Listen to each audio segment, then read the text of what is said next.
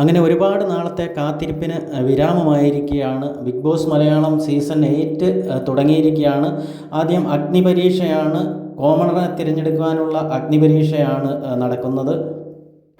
ഇതിലേക്ക് ജഡ്ജസായിട്ട് റിയാസും അതുപോലെ തന്നെ അഖിൽ മാരാർ, രഞ്ജിനി ഹരിദാസ് ഇവരാണ് 3 പേര് ജഡ്ജസായിട്ടുണ്ട്.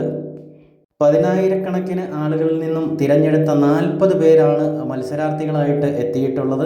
21 ദിവസത്തെ അഗ്നിപരീക്ഷയാണ് ഇവർക്ക് നേരിടേണ്ടി വരിക. അതിനുശേഷമായിരിക്കും ആളുകളെ തിരഞ്ഞെടുക്കുക. 40 ആളുകളെ 3 ടീമായിട്ടാണ് തരംതിരിച്ച് മാറ്റിയിരിക്കുന്നത്. ഒന്ന് റിയാസിൻ്റെ ടീം, അതുപോലെ തന്നെ രഞ്ജിനി ഹരിദാസിന് ഒരു ടീം, അഖിൽ മാരാർക്ക് ഒരു ടീം. അങ്ങനെ 3ആയിട്ട് തിരിച്ചുകൊണ്ടാണ് ഗെയിമുകൾ ആരംഭിക്കുന്നത്. ആദ്യമായി പൂട്ട് തുറക്കുന്ന ഒരു ടാസ്കോട് കൂടിയാണ് മത്സരം ആരംഭിച്ചത്. അതിൽ 20 പേര് വിജയികളായിട്ടുണ്ട്. 20 കീയും 20 പൂട്ടുമായിരുന്നു ഉണ്ടായിരുന്നത്. പൂട്ട് തുറക്കുന്ന ഒരു കീയോടൊപ്പം ഒരു ക്ലൂവും നൽകിയിരുന്നു. ആ ക്ലൂവും അതുപോലെ തന്നെ കീയും ഉള്ളവർക്കായിരുന്നു പൂട്ട് തുറക്കുവാനായിട്ട് കഴിയുക.